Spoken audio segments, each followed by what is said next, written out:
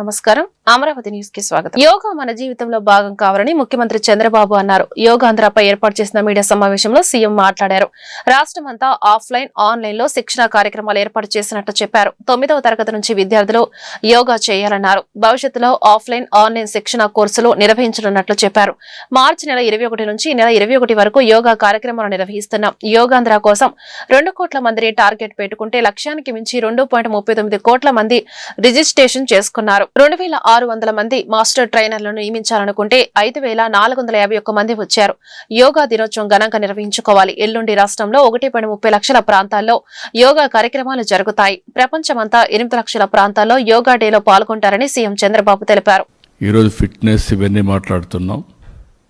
ఇది వారసత్వంగా మనకు వచ్చిన సంపద. ఈ వారసత్వంగా వచ్చినటువంటి యోగాని మన జీవన ప్రమాణాల్లో కానీ మన జీవితంలో భాగంగా చేసుకుంటే చాలా వరకు హెల్త్ ఇంప్రూవ్ అవుతుంది. ప్రివెంటివ్ హెల్త్కి this is the main strategy. ఏదో ఆరోగ్యం బాగాలేనప్పుడు హాస్పిటల్కి వెళ్ళడం, అక్కడి నుంచి ఫార్మాస్యూటికల్ మెడిసిన్స్ తినడం, ఇంకా ప్రాబ్లమ్స్ వస్తే ఆపరేషన్లు చేసుకోవడం. దీనివల్ల ఆపరేషన్ చేసుకున్న బాడీస్ మనం హార్ట్ కావచ్చు, ఏదైనా కావచ్చు, డ్యామేజ్ అవుతుంది. మెడిసిన్ తిన్నా దాని ఇంపాక్ట్స్ కూడా ఉంటాయి. Positive, negative, all these things it may be cured ఇమ్మీడియట్గా, కానీ ఆ కెమికల్ రియాక్షన్ సైడ్ ఎఫెక్ట్స్ ఎప్పటికీ ఉంటాయి. అందుకే దీన్ని పెద్ద ఎత్తున ప్రమోట్ చేయడానికి రాష్ట్ర ప్రభుత్వం ముందుకెళ్తున్నాం. రేపు యోగా డేని సెలబ్రేట్ చేయడమే కాకుండా రాష్ట్రం మొత్తం దీన్ని కంటిన్యూగా ఆఫ్లైన్, ఆన్లైన్ ట్రైనింగ్ ఇచ్చి తద్వారా ఆంధ్రాలో యోగా అనేది మన జీవితంలో ఒక భాగం కావాలనేది నా ఆలోచన. అది కాలేజెస్ కావచ్చు, లేకపోతే స్కూల్స్ కావచ్చు. 9th క్లాస్ నుంచి పిల్లల్లో కానీ ప్రతిరోజు ఒక 10 నిమిషాలు మెడిటేషన్ చేసి కాన్సంట్రేషన్ పవర్ పెంచుకోగలిగితే వండర్స్ చేసే అవకాశం ఉంటుంది. అదే మరి ప్రశాంతంగా కూడా ఉంటాయి. దీన్ని ఏ విధంగా తీసుకుపోవాలనో ఇవన్నీ అనుభవాలు చూసిన తర్వాత భవిష్యత్తులో ఆఫ్లైన్, ఆన్లైన్ ట్రైనింగ్ కూడా ఇస్తాం. అదే మరి కోర్సెస్ కూడా కండక్ట్ చేస్తాం. దీన్ని లాజికల్గా తీసుకుపోయే వరకు దీని మీద శ్రద్ధ పెడతాం. అయితే మనం 1 మంత్ దీనిపైన డిక్లేర్ చేశాం. పోయిన నెల మే 21 నుంచి రేపు 21 వరకు 30 days కార్యక్రమం డిక్లేర్ చేశాం. ఆ కార్యక్రమం వివరాలు క్యాలెండర్ వైజ్, డే వైజ్ దీన్ని పర్ఫెక్ట్గా మానిటర్ చేశాం. ఊహించిన దానికంటే రెస్పాన్స్ ఇంకా బాగా ఉంది, బెటర్గా ఉంది. స్వచ్ఛందంగా భాగస్వాములయ్యారు, మంచి ఇంపాక్ట్ వచ్చింది. అవన్నీ ఎక్స్ప్లెయిన్ చేయడానికి కోసమే ఈరోజు నేను పిలిచాను. నెక్స్ట్, ఇప్పుడు మీరు చూస్తే మేము టార్గెట్ పెట్టుకునేది 2 కోట్ల మందిని. వైసీపీ నేత మాజీ మంత్రి కాకాని గోవర్ధన్ రెడ్డి వారెంట్పై రైల్వే కోర్టుకు తీసుకురానున్నారు. ముత్తుకూరు సమీపంలో అనధికార టోల్ గేట్ వసూళ్ల కేసులో ఆయన A1 గా ఉన్నారు. వైసీపీ హయాంలో ముత్తుకూరు మండల పరిధిలో కృష్ణాపట్నం పోర్టుకు వెళ్లే మార్గంలో ప్రధాన రహదారిపై అక్రమంగా టోల్ గేట్ ఏర్పాటు చేసి కంటైనర్ల నుంచి నగదు వసూలుకు పాల్పడ్డారని ఆయనపై ఆరోపణలున్నాయి. కాకాని ఇప్పటికే 3 కేసుల్లో నెల్లూరు సెంట్రల్ జైల్లో రిమాండ్ ఖైదీగా ఉన్నారు. బెట్టింగ్ కు పాల్పడి ఆత్మహత్య చేసుకున్న వాళ్ళ కుటుంబాలకు జగన్ పరామర్శ అని కాంగ్రెస్ ఏపీ అధ్యక్షురాలు వైఎస్ షర్మిల ప్రశ్నించారు. బెట్టింగ్ లో చనిపోయిన వారికి విగ్రహాలు కట్టడం ఏంటన్నారు. విజయనగరంలో ఏర్పాటు చేసిన మీడియా సమావేశంలో ఆమె మాట్లాడారు. జగన్ నిన్నటి బల ప్రదర్శనలో 2 చనిపోయారు. వారి మృతికి బాధ్యులెవరు? బల ప్రదర్శనలు చేసి ప్రజల ప్రాణాలు తీసే హక్కు ఎవరిచ్చారు? ఈ ఘటనపై ప్రభుత్వం చర్యలు తీసుకోవాలి, కఠినంగా శిక్షించాలి. జగన్ ప్రజా సమస్యలపై పోరాటం చేయండి, బల ప్రదర్శనలు కాదు అని షర్మిల అన్నారు. జగన్మోహన్ రెడ్డి గారు పరామర్శల పేరు మీద బల ప్రదర్శన యాత్రలు చేస్తున్నా కూడా ఎటువంటి ఆంక్షలు ఉండవా? కారణం ఏమిటి? ఒకవైపు జగన్మోహన్ రెడ్డి గారు అక్రమ పొత్తు పెట్టుకున్నారు, బీజేపీ మిత్రుడిగా ఉన్నాడు, అందుకు ఆంక్షలు లేవా? లేకపోతే జగన్మోహన్ రెడ్డి గారి దగ్గర డబ్బులున్నాయి కాబట్టి బల ప్రదర్శన చేయడానికి జనాన్ని పోగు చేయగలరు కాబట్టి, లేదా పోలీసులను కొనుక్కోగలడు కాబట్టి జగన్మోహన్ రెడ్డి గారి మీద ఏ ఆంక్షలు లేవా? నిన్న ఇద్దరు చనిపోవడం జరిగింది. మరి దానికి బాధ్యులు ఎవరు? పోలీసులు 100 మందితో జగన్మోహన్ రెడ్డి గారికి అనుమతి ఇస్తే 1000కి పైగానే జనం వచ్చారు. మరి పోలీస్ డిపార్ట్మెంట్ ఇంటెలిజెన్స్ ద్వారా మీకు తెలియలేదా? తర్వాత ఈ జనం వచ్చారా? జగన్మోహన్ రెడ్డి గారికి ఏం చేసినా చెల్లుతుందా? ఇద్దరి ప్రాణాలు తీసినా చెల్లుతుందా? ఏం సమాధానం చెప్తారు? జగన్మోహన్ రెడ్డి గారిని కూడా కాంగ్రెస్ పార్టీ సూటిగా ప్రశ్నిస్తుంది. బెట్టింగ్ లో ఓడిపోయిన వాళ్ళకి విగ్రహాలు కట్టడం ఏమిటి? వాటికి ఒక పార్టీ అధినేతగా జగన్మోహన్ రెడ్డి గారు వెళ్లటం ఏమిటి? సమాజం ఎటుపోతుంది? ఎటు తీసుకువెళ్తున్నారు? ఒక నాయకుడిగా జగన్మోహన్ రెడ్డి గారు ఏం చేయాలి? ప్రజల సమస్యల మీద పోరాటం చేయాలి. ఎన్నికల బెట్టింగ్ కారణంగా సంవత్సరం క్రితం ఆత్మహత్యకు పాల్పడిన నాగమల్లేశ్వరరావు కుటుంబాన్ని పరామర్శ పేరుతో జగన్ యుద్ధానికి వచ్చారని సత్తెనపల్లి ఎమ్మెల్యే కన్నా లక్ష్మీనారాయణ ఆరోపించారు. క్రిమినల్ ఆలోచనతో పల్నాడు ప్రజలను అవమానపరిచేలా ఆయన పైశాచిక ప్రవర్తనతో ఇద్దరు చనిపోయారని విమర్శించారు. వీరిద్దరి మృతికి జగన్ బాధ్యత వహించాలన్నారు. 100కి 100 పాళ్లు నాగమల్లేశ్వరరావు చావుకి జగనే కారణమన్నారు. గుంటూరులో కన్నా లక్ష్మీనారాయణ మీడియాతో మాట్లాడారు. గుత్తా లక్ష్మీనారాయణ ఆత్మహత్యకు అప్పులే కారణమన్నారు. కమ్మ వాళ్లని స్వార్థానికి వాడుకుని జగన్ సైకో ఆనందం పొందారన్నారు. కమ్మ వారిపై ఉన్న ద్వేషంతో అమరావతిని నాశనం చేశారన్నారు. చివరికి శాసనసభను బూతుల సభగా మార్చి సునకానందం పడ్డారని మండిపడ్డారు. ప్రజాస్వామ్యం గురించి జగన్ మాట్లాడుతుంటే ఆశ్చర్యంగా ఉందని, వైసీపీ అధికారంలో ఉన్న సమయంలో నిరసన ర్యాలీకి యత్నిస్తే గృహ నిర్బంధాలు చేశారని గుర్తు చేశారు. ఆ రాక్షస పాలనలో చంద్రబాబు పవన్ పర్యటనలు అడ్డుకున్నారన్నారు. బుధవారం జరిగిన అరాచక ర్యాలీలో చనిపోయిన వారిని జగన్ ఎందుకు పరామర్శించలేదని ప్రశ్నించారు. జగన్ బెదిరింపులకు భయపడేవారే ఎవరూ లేరు అని కన్నా అన్నారు. మొదటి నుంచి కూడా నేను బీజేపీలో రాష్ట్ర అధ్యక్షుడిగా ఉండి కూడా ఈయన ప్రభుత్వం అధికారంలోకి వచ్చిన తర్వాత 4 నెలల్లోనే ఇది ఒక రాక్షస పాలన అని చెప్పేసి 4 మాసాల్లోనే చెప్పినటువంటి పరిస్థితి. ఈ రోజు వరకు కూడా జగన్మోహన్ రెడ్డి ప్రవర్తనలో నిన్న జరిగినటువంటి అరాచక ర్యాలీకి ఏమన్నా మరి సంబంధం ఉంది కదా? నీ అరాచక పాలనకి ప్రతిపక్షంలో ఉన్నప్పుడు కూడా నీ అరాచక చేష్టలకి ఏమి మార్పేమి నీకు ప్రజలు బుద్ధి చెప్పినా కూడా వచ్చినటువంటి పరిస్థితి కాదు. పూర్తిగా 100కి 100 పాళ్ళు నాగమల్లేశ్వరరావుకి చావుకి కారణం వైఎస్ జగన్మోహన్ రెడ్డేనో, దాంట్లో ఏ విధమైనటువంటి సందేహం లేదు. నిన్ను నమ్మి బెట్టింగులు పెట్టి బెట్టింగుల్లో ఓడిపోయి వాళ్ళ తండ్రి స్వయంగా కారెక్కించి గుంటూరు పంపించాడు. పోలీస్ హెరాస్మెంట్తో 6వ తారీఖు ఆయన గుంటూరు పంపితే పోలీస్ హెరాస్మెంట్తో చనిపోతే ఆయన సత్తెనపల్లి నుంచి గుంటూరు వచ్చేటప్పుడు మందు తాగాలి. కానీ ఒక రాత్రి గుంటూరులో పండుకొని తెల్లవారి పొద్దున గుంటూరు నుంచి బయలుదేరి నేను 17వ తారీఖు చెప్పినట్టు వాళ్ళ బంధువులు అవమానపరిస్తే బయలుదేరి నువ్వు వెళ్ళి చావు అంటే బయలుదేరి అతను చచ్చాడు తప్ప, పోలీస్ హెరాస్మెంట్లో అయితే సత్తెనపల్లి నుంచి గుంటూరు వచ్చేటప్పుడు తాగాలి. కానీ నీ బంధువుల హెరాస్మెంట్ వల్లనే గుంటూరు నుంచి సత్తెనపల్లి బయలుదేరి వచ్చేటప్పుడు చచ్చిపోయాడు. పైగా అతను మందు తాగింది 6వ తారీఖు. వైసీపీ అధ్యక్షులు మాజీ సీఎం వైఎస్ జగన్ పల్నాడు జిల్లా పర్యటనపై ఎస్పీ శ్రీనివాసరావు కీలక వ్యాఖ్యలు చేశారు. పల్నాడు పర్యటనకు ఆంక్షలతో కూడిన అనుమతులు ఇచ్చామని, కానీ ఆంక్షలకు పూర్తి విరుద్ధంగా కార్యక్రమం జరిగిందని తెలిపారు. పోలీసులపై ప్రజా ప్రతినిధులు అభ్యంతరకరమైన వ్యాఖ్యలు చేసినట్లు పేర్కొన్నారు. ట్రాఫిక్ సమస్యలు కూడా తీవ్రంగా తలెత్తాయని వెల్లడించారు. ప్రజా ప్రతినిధులు సైతం వారి అనుచరులతో తిరిగారని, వైసీపీ ఉల్లంఘనలపై న్యాయ సలహాలతో చట్టపరమైన చర్యలు తీసుకుంటామని స్పష్టం చేశారు. పోలీస్ మీద అభ్యంతరకరమైన వ్యాఖ్యలు చేయటం, పోలీస్ని అసాల్ట్ చేయటము, అలాగే పబ్లిక్ ప్రాపర్టీని డ్యామేజ్ చేయటం జరిగింది.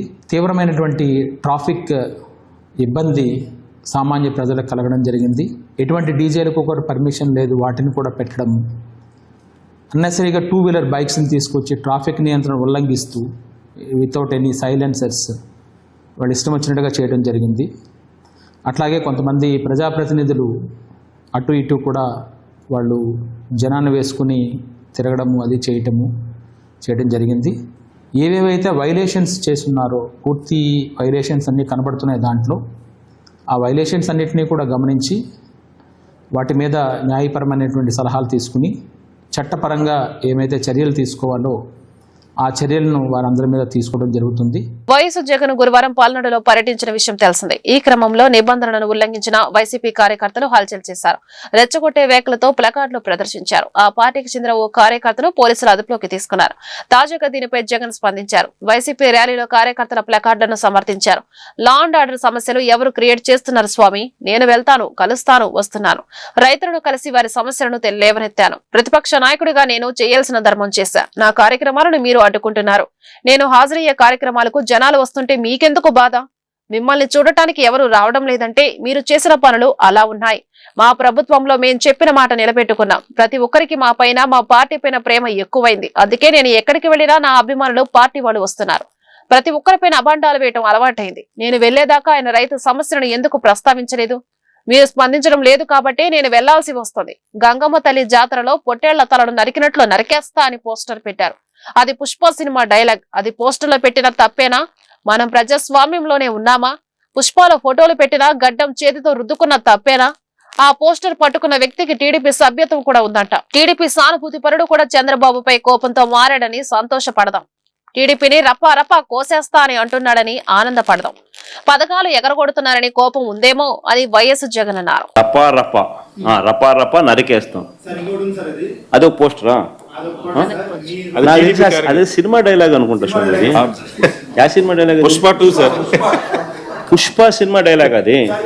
మరి నువ్వే చెప్తున్నావు స్వామి. అంటే ఇప్పుడు పుష్ప సినిమా డైలాగులు పెట్టినా కూడా తప్పేనా? అసలు డెమోక్రసీలో ఉన్నామా, డెమోక్రసీలో లేమా స్వామి మనం? ఇది నాకు అర్థం కాదన్నా. అంటే పుష్ప సినిమా డైలాగులు పెట్టినా తప్పే, పుష్ప ఫోటోలు పెట్టినా తప్పే, గడ్డం ఇట్టనే తప్పే, గడ్డం ఇట్టనే తప్పే. ఏంది స్వామి ఇది? ఏ ప్రపంచంలో ఉన్నాము? ఇదంతా డెమోక్రసీలో ఉన్నామా, డెమోక్రసీలో లేమా? సార్, ఆ పోస్టర్ పట్టుకున్న అతను కూడా టీడీపీ కుర్రాడు సార్. అంతకుముందు టీడీపీ నాయకుడితో కలిసి దిగిన ఫోటోలు కూడా బయటకు వచ్చాయి. అతను టీడీపీ కార్యకర్త, టీడీపీ సంబంధించిన మెంబర్షిప్ కార్డు కూడా ఉంది అతని. కానీ అతను మీ పార్టీ సంబంధించిన వ్యక్తిగా ఆ మనిషికి టీడీపీతో ఇంత ముందు గతంలో తిరిగిన ఫోటోలు కూడా ఉన్నాయా? మెంబర్షిప్ కూడా ఉంది సార్. మెంబర్షిప్ కూడా ఉంది సార్. ఆ టీడీపీ సభ్యుడు కూడా మెంబర్షిప్ కూడా ఉన్నాడా? అంటే దాంతో వీళ్ళే పెట్టించినారా? పెదకూరపాడు నియోజకవర్గం సార్. ఓ టీడీపీ సభ్యత్వం కూడా ఉందా మరి? మనది బాగా చూడండి అబ్బా. అయితే సభ్యత్వం కూడా ఉందంట. మళ్ళీ ఏదైతే నేం లే పాపం లే పాపం. మనం అయినా కానీ ఏదో మారినాడు అనుకుందాం, సంతోషపడతాం. సార్, ఇందాక మీరు ఒక జీవో ఎక్స్ప్లెయిన్ చేశారు. టీడీపీ సింపథైజర్ కూడా చంద్రబాబు నాయుడు మీద కోపంతో మారినాడు అని చెప్పి సంతోషపడతాం. మారి టీడీపీని రపా కోసేస్తానని కూడా అంటున్నాడని కూడా సంతోషపడతాం. నిజంగానే బాధ ఉంటుందేమో కదా వాళ్ళకు కూడా. అన్ని పథకాలు ఎగరగొడతా ఉన్నాడు, అన్ని అబద్ధాలు అయిపోయినాయి, ఫీజు రీయింబర్స్మెంట్ లేవు, ఆరోగ్యశ్రీ లేదు, రైతులకు పెట్టుబడి సహాయం రావడం లేదు, పెట్టుబడి గిట్టుబాటు ధరలు రావడం లేదు, మరో పక్క అబద్ధాలు మోసాలతో సూపర్ 6లు లేవు, సూపర్ 7లు లేవు. మరి ఆయన బతుకులు చిన్నాభిన్నం అయిపోయిన పరిస్థితుల్లో ఆయనలో మార్పు వచ్చిందేమో. వచ్చి ఆయన కూడా టీడీపీ యాక్టివ్ మెంబర్ అయినా కూడా వైసీపీలోకి తాను చేరి టీడీపీ వాళ్ళ ఫోటోను, టీడీపీ వాళ్ళ మీద ఆయన ఆక్రోశం చూపిస్తూ ఏమన్నాడు? ఏ జాతరలో? గంగమ్మ జాతరలో పొట్టేళ్ళు తలలు నరికినట్టు రపా అని నరుకుతానని చెప్పి ఆయన అంటానంటే దాని అర్థమైంది. మరి చంద్రబాబు నాయుడు అనే వ్యక్తి ఇంత మోసం చేస్తూ ఉన్నాడు కాబట్టి ప్రజలు అంత కోపాన్ని చూపిస్తూ ఉన్నారు. అందులో వాళ్ళ కార్యకర్తనే వాళ్ళ నుంచి మారి వైసీపీలోకి వైసీపీ కార్యక్రమంలో పాలు పంచుకొని మన అభిమానస్తుడై నెక్స్ట్ టీడీపీ ప్రభుత్వంలో టీడీపీ వాళ్ళను రపా ఏం జాతరలోది?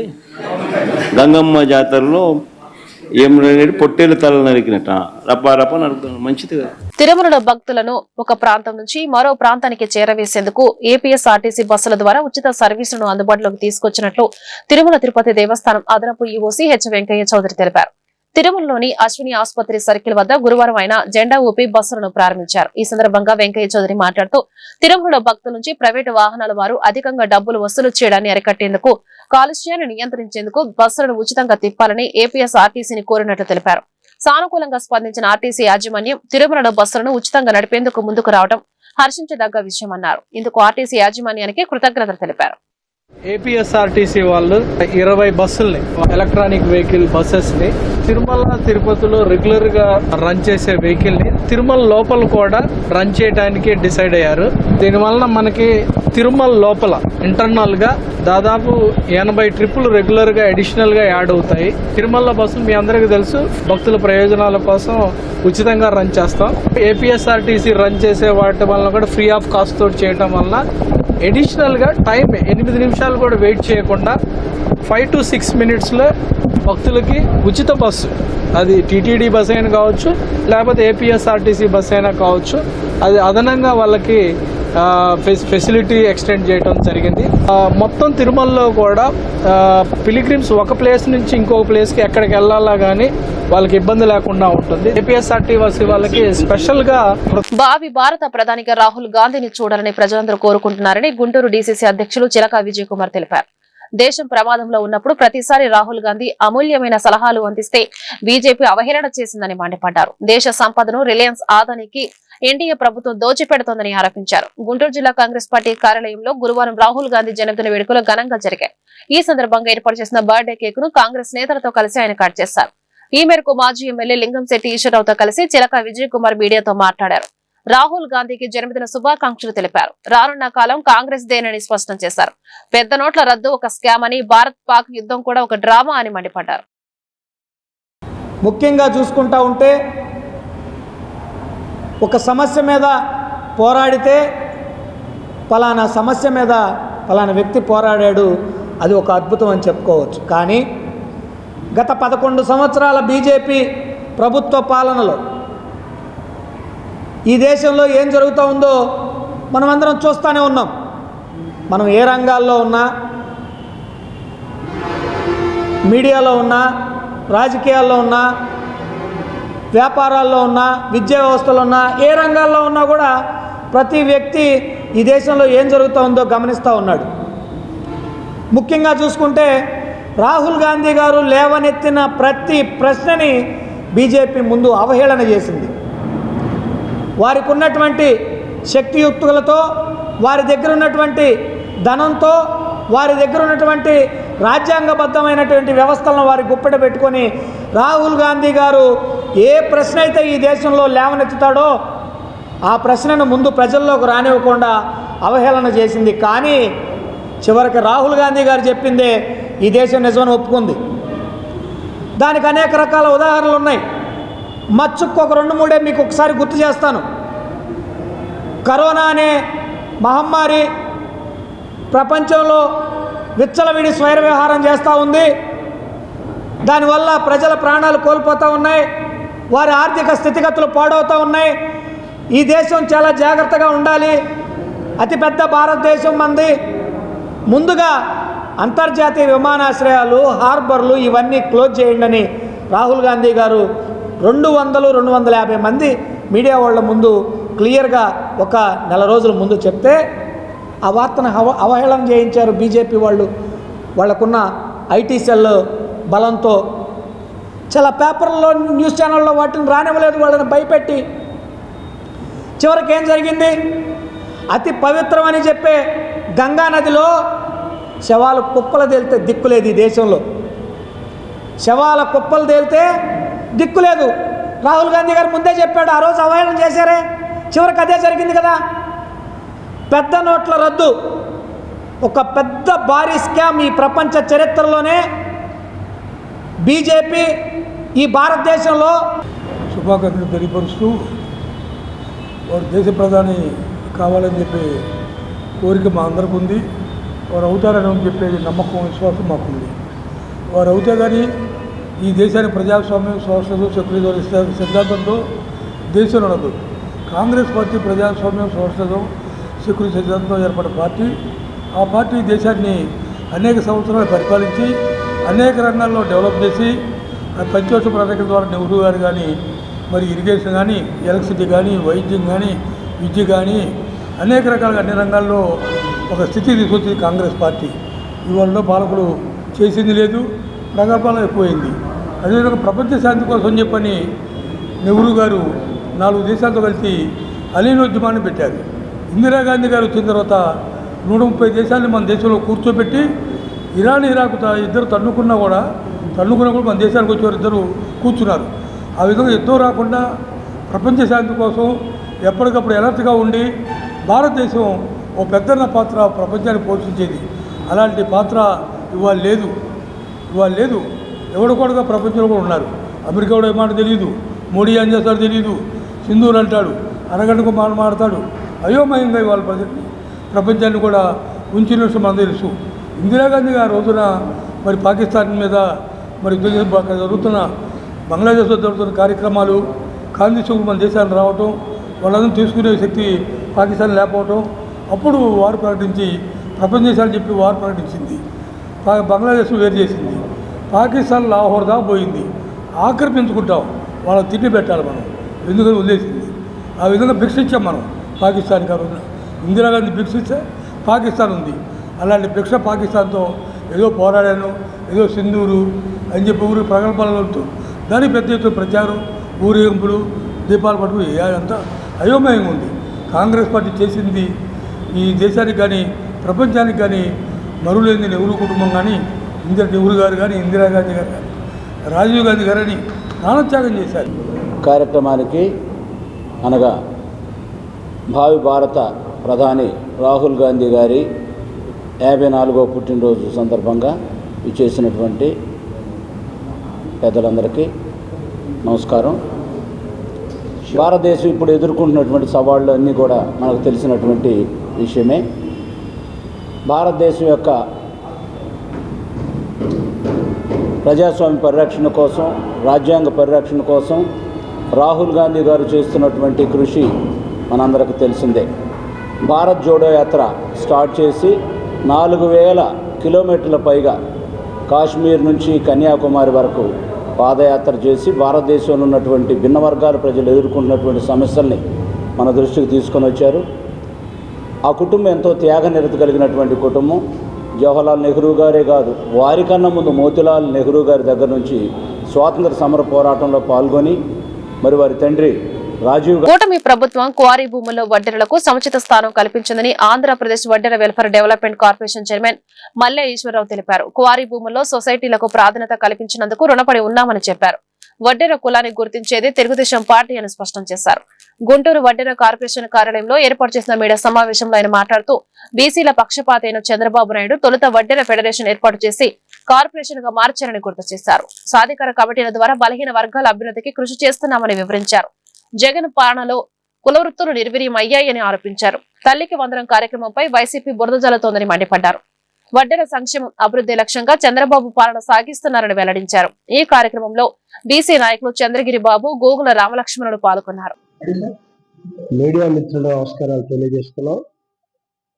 ఈరోజు ఆంధ్రప్రదేశ్ వడ్డెర కార్పొరేషన్ కార్యాలయంలో మీడియా సమావేశం నిర్వహించడం ముఖ్య ఉద్దేశం గౌరవనీయులు ఆంధ్రప్రదేశ్ ముఖ్యమంత్రి వర్యులు మాన్యశ్రీ నారా చంద్రబాబు నాయుడు గారు, మరి ఉప ముఖ్యమంత్రి వర్యులు కొనిదెల పవన్ కళ్యాణ్ గారు, మా యువ అధినేత నారా లోకేష్ గారి యొక్క సహకారంతో ఆంధ్రప్రదేశ్ వడ్డెర కార్పొరేషన్ చైర్మన్ గా నాకు పదవీ బాధ్యతలు అప్పగించినటువంటి గౌరవ ముఖ్యమంత్రి వర్యులకు, కూటమి ప్రభుత్వానికి, ఇక్కడ ఉన్నటువంటి పార్లమెంట్ సభ్యులు కేంద్ర మంత్రి వర్యులు పెమ్మసాని చంద్రశేఖర్ గారికి, పశ్చిమ నియోజకవర్గ శాసనసభ్యులు గల్లా మాధవి గారికి, ఇతర శాసనసభ్యులందరికీ, శాసన మండలి సభ్యులకు, నా సహచర చైర్మన్లందరికీ కూడా హృదయపూర్వక ధన్యవాదాలు, కృతజ్ఞతలు తెలియజేస్తున్నాను.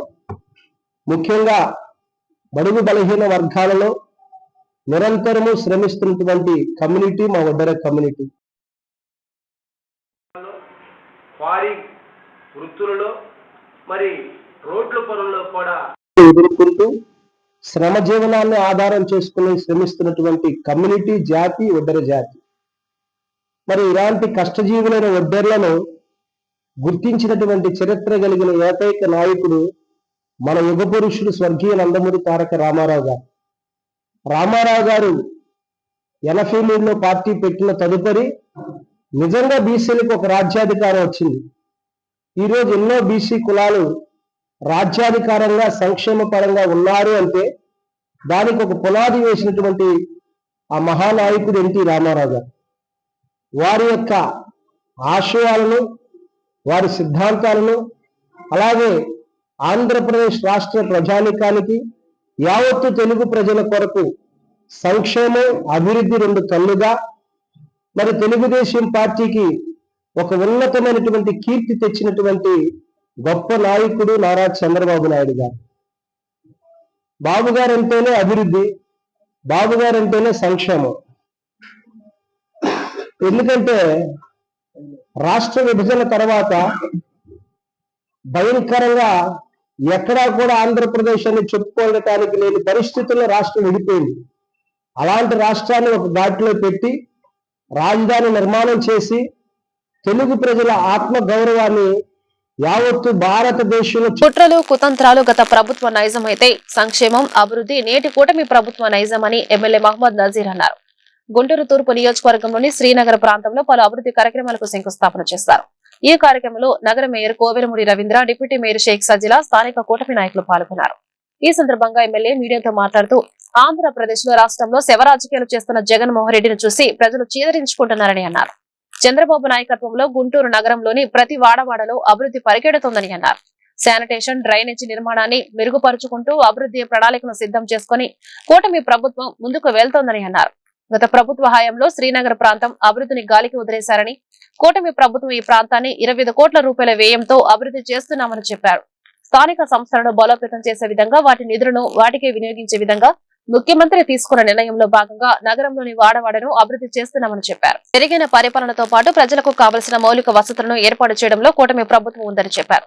ప్రజాక్షేత్రంలో ఉంటూ ప్రజలకు కావలసిన మెరుగైన సేవలు చేస్తూ ముందుకు సాగుతామని అన్నారు. గత ప్రభుత్వం నైజం అయితే అభివృద్ధి, సంక్షేమం ఈ రోజు కూటమి ప్రభుత్వం యొక్క ఆలోచన విధానం. మీరందరూ కూడా చూసుంటారు. నిన్న వైఎస్ఆర్సీపీ రాష్ట్ర అధ్యక్షుడు జగన్మోహన్ రెడ్డి గారి పర్యటనలో ఇద్దరు తన పార్టీకి సంబంధించినటువంటి కార్యకర్తలు పర్మిషన్ లేకుండా రౌడీ మూకలు వేసుకొని హడావిడి చేస్తూ నిన్న ఆయన చేసినటువంటి శవ రాజకీయాలు మనందరం కూడా చూస్తూ ఉన్నాం. రాష్ట్రంలో ప్రజలు కూడా చీదరించుకుంటున్నటువంటి పరిస్థితులు ఉన్నాయి. ఎందుకంటే ఒకవైపు రాష్ట్రం అభివృద్ధి పదంలో ముందుకు నడుస్తూ ఉంది. ఆ ప్రాంతం ఈ ప్రాంతం అని కాదు, చంద్రబాబు నాయుడు గారి నాయకత్వంలో కూటమి ప్రభుత్వంలో ప్రతి వాడవాడల్లో కూడా అభివృద్ధి పరిగెత్తుతున్నటువంటి పరిస్థితులు ఉన్నాయి. ముఖ్యంగా ఈరోజు రాష్ట్రంలో ఉనికిని కోల్పోయినటువంటి జగన్మోహన్ రెడ్డి గారు కేవలం రెచ్చగొట్టేటువంటి ధోరణితో సంవత్సరం ముందు చనిపోయినటువంటి ఒక బెట్టింగ్ రాయుడిని పరామర్శించడానికి రావడమే కాకుండా విడ్డూరంగా అతని విగ్రహాన్ని పెడతామని చెప్పడం నిజంగా హాస్యాస్పదంగా ఉంది. ఈరోజు ప్రజలందరి దృష్టి కూడా అభివృద్ధి వైపు, సంక్షేమ వైపు ముందుకు సాగుతున్నటువంటి తరుణంలో గుంటూరు నగరంలో కూడా పెద్ద ఎత్తున అభివృద్ధి కార్యక్రమాలు చేస్తూ ఉన్నాం. దాదాపు 25 కోట్ల రూపాయలతో ఈ ప్రాంతంలో 8 నెలల్లోనే అభివృద్ధి కార్యక్రమాలు ప్రారంభించి గతంలో ఎప్పుడు పట్టించుకున్నటువంటి ప్రాంతాలు మురికివాడలతో సహా ఏదైతే అన్ఐడెంటిఫైడ్ స్లమ్స్తో సహా మెయిన్ ప్రధాన ఏరియాల్లో శానిటేషన్తో పాటు డ్రైనేజ్ సిస్టమ్ని మెరుగుపరచడానికి అనేక రకాలుగా అభివృద్ధి ప్రణాళికతో ముందుకు సాగుతూ ఉన్నాం. మెరుగైనటువంటి పరిపాలనతో పాటు ప్రజలకు కావాల్సినటువంటి ప్రతి ఒక్క కార్యక్రమాన్ని దృష్టిలో పెట్టుకొని తప్పకుండా నిధుల కొరత లేకుండా గౌరవ ముఖ్యమంత్రి గారు తీసుకున్నటువంటి నిర్ణయం ఏదైతే స్థానిక సంస్థలను మరింత బలోపేతం చేసేటువంటి దిశగా వాటికి సంబంధించినటువంటి నిధుల్ని వాటికే ఉపయోగించేటువంటి విధంగా ముఖ్యమంత్రి గారు తీసుకున్నటువంటి నిర్ణయంలో భాగంగా ఈరోజు గుంటూరు నగరంలో ప్రతి వాడవాడ కూడా అభివృద్ధి పరిగెత్తా ఉంది. తప్పకుండా మేము కూడా బాధ్యతంగా కూటమి నాయకత్వం మొత్తం కూడా ప్రజాక్షేత్రంలో ఉండి ప్రజలకు కావాల్సినటువంటి మౌలిక సదుపాయాలు. ఓటమి నుంచి వైసీపీ నేతలు ఇంకా పాఠం నేర్చుకోలేదని, ఎందుకు ఓడిపోయామనే పరిశీలన కూడా చేసుకోలేదని ఏపీ మంత్రి పయ్యావుల కేశవ్ అన్నారు. వైఎస్ జగన్ పల్నాడు పర్యటన అంశంపై మంత్రి మీడియాతో మాట్లాడారు. నక్సలైట్లను చూసి కలబడి నిలబెట్టిన నాయకుడు చంద్రబాబు. రౌడీలను సమీకరించి రాష్ట్రాన్ని భయపెట్టాలనుకుంటున్నారా జగన్? పోలీస్ వ్యవస్థను ఉపయోగించి గతంలో అరాచకం చేశారు. అందుకే గతంలో జరిగిన అరాచకాలను ప్రజలు రపారపా నరికారు. ప్రభుత్వంపై కాదు ప్రజలపైనే వైసీపీ తిరుగుబాటు ప్రకటించిందన్నారు.